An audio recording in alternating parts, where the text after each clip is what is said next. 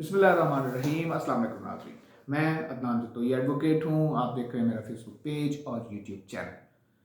नाज़रीन, आज का टॉपिक शुरू करने से पहले मेरी रिक्वेस्ट होगी कि चैनल को सब्सक्राइब कर लें और बेल आइकन के बटन को प्रेस कर दें ताकि मेरी आने वाली नई वीडियो आप तक बर वक्त पहुँच सके।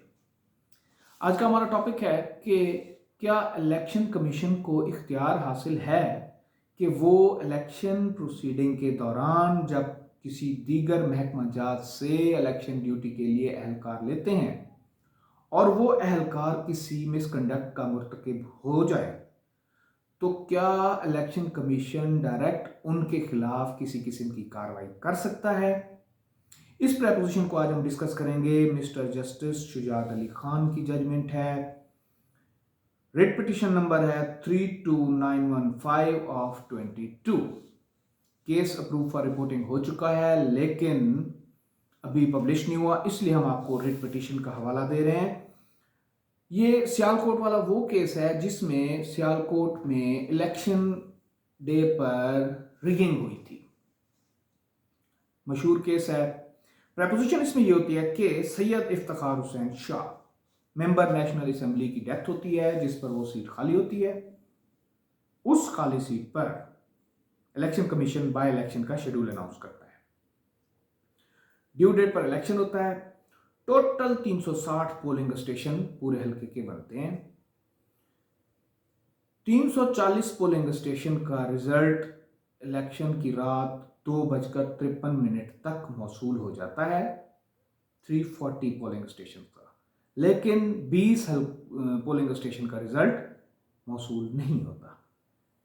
सैयदा नौशीन इफ्तिखार कैंडिडेट होती हैं, वो इलेक्शन कमीशन को एप्लीकेशन देती हैं और कहती हैं कि जी क्योंकि पूरे पोलिंग स्टेशन का पूरे हल्के का रिजल्ट ना आया है इसलिए रिजल्ट को रोक दिया जाए, जिस पर इलेक्शन कमीशन उस इलेक्शन का रिजल्ट रोक देते हैं।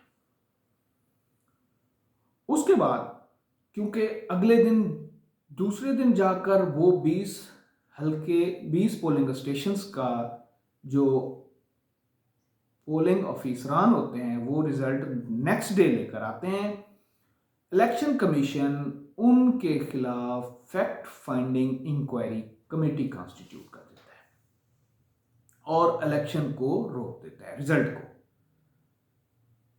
एक कैंडिडेट असजद अली मली एक कैंडिडेट होते हैं, वो इस इलेक्शन कमीशन के ऑर्डर को लेकर सुप्रीम कोर्ट चले जाते हैं। सुप्रीम कोर्ट में केस टेकअप होता है। अब एक प्रोसीडिंग इलेक्शन कमीशन ने स्टार्ट कर दिया कि फैक्ट फाइंडिंग इंक्वायरी कमेटी बना दी। सेकेंडली असजद अली मली एक कैंडिडेट कंटेस्टेड कैंडिडेट होते हैं, वो इलेक्शन कमीशन के इस फैसले को लेकर सुप्रीम कोर्ट चले जाते हैं।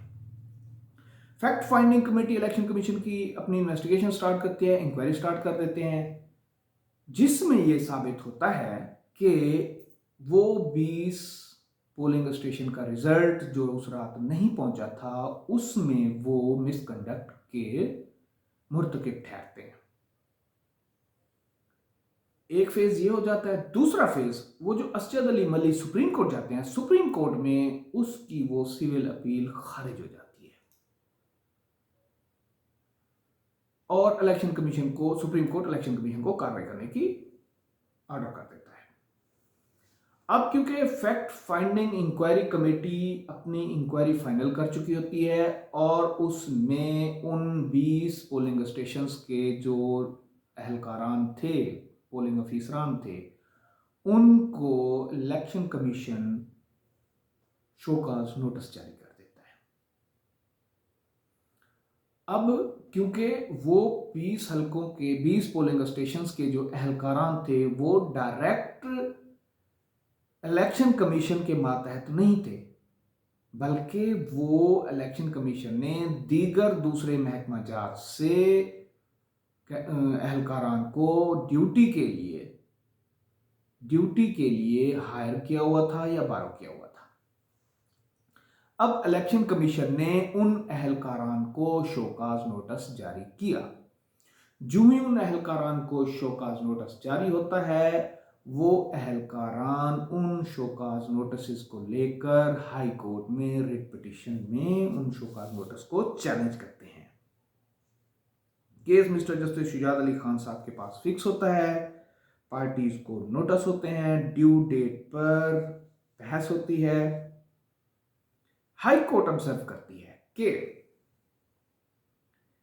इलेक्शन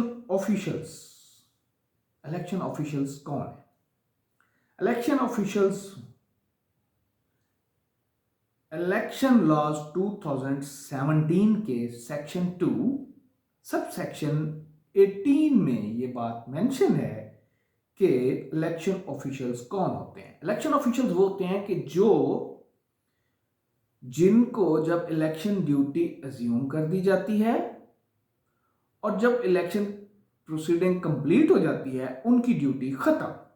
इलेक्शन शुरू होने से लेकर इलेक्शन खत्म होने तक वो इलेक्शन ऑफिशियल्स की डेफिनेशन में आते हैं। अब क्योंकि इलेक्शन खत्म हो चुका था, वो जो अहलकार थे वो अब मजीद इलेक्शन ऑफिशियल्स की डेफिनेशन में नहीं आते। पहला तो ये पॉइंट, बहुत इंपॉर्टेंट पॉइंट डिस्कस हुआ। उसके बाद सेकेंडली ये पॉइंट भी डिस्कस हुआ, क्योंकि अब इलेक्शन प्रोसीडिंग फाइनलिटी अटेन कर चुकी है, फाइनल हो चुके हैं, अब वो मजीद इलेक्शन ऑफिशियल्स ना रहे हैं, इसलिए इलेक्शन कमीशन को कोई इख्तियार नहीं है कि उनको शोकाज नोटिस जारी करे।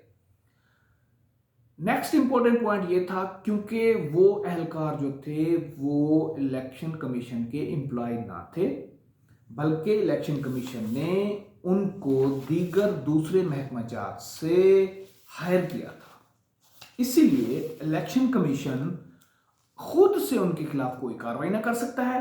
हाँ, अलबत्ता उनके जो पेरेंट डिपार्टमेंट थे उनको इलेक्शन कमीशन समरी भेजकर, नोटिस भेजकर उनके खिलाफ मिसकंडक्ट की रिकमेंडेशन भेज सकती थी कि इन्होंने इलेक्शन प्रोसीडिंग में मिसकंडक्ट के मुर्तकिब हुए हैं, इनके खिलाफ उनका पेरेंटल डिपार्टमेंट उनके खिलाफ कार्रवाई करे, लेकिन इलेक्शन कमीशन ने ऐसा भी ना किया था। इलेक्शन एक्ट 2017 के सेक्शन 55 में यह बात क्लियरली मेंशन की गई है कि इलेक्शन कमीशन सिर्फ इलेक्शन ऑफिशियल, उनके अपने एम्प्लॉय के खिलाफ खुद कार्रवाई कर सकता है, दीगर महकमा जात से लिए हुए एहलकारान के खिलाफ इलेक्शन कमीशन कार्रवाई नहीं करेगा।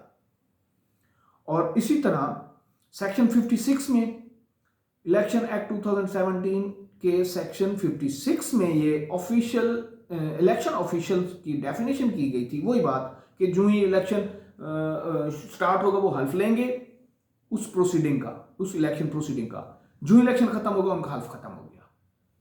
अब क्योंकि इलेक्शन कमीशन ने आज खुद डायरेक्ट उनके खिलाफ कार्रवाई शुरू कर दी थी, उनको शोकाज नोटिस दिया था, वो शोकाज नोटिस इलेक्शन कमीशन देने के अहल ना था, क्योंकि इलेक्शन कमीशन सिर्फ उनके पेरेंट डिपार्टमेंट को रिकमेंडेशन भेजता कि इन्होंने प्रोफेशनल मिसकंडक्ट के ये मुर्तकिब हुए हैं, इस वजह से इनके खिलाफ उनके पेरेंट डिपार्टमेंट ही प्रोसीडिंग करें।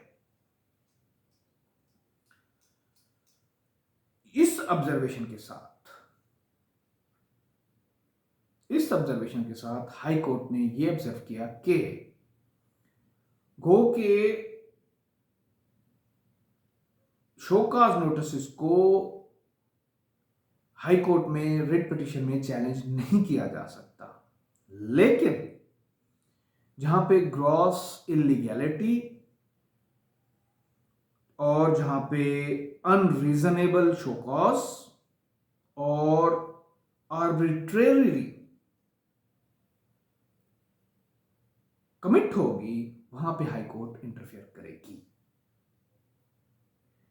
ये ऑब्जर्वेशन देते हुए हाई कोर्ट ने उन शोकाज नोटिस को जो इलेक्शन कमीशन ने उन अहलकारान को दिए थे, उन शोकाज नोटिस को नल एंड वाइड डिक्लेयर करते हुए पूरी प्रोसीडिंग सेट असाइड कर दी। उम्मीद करता हूं आज का टॉपिक आपको पसंद आया होगा। नेक्स्ट टॉपिक तक के लिए इजाजत दीजिए। अल्लाह।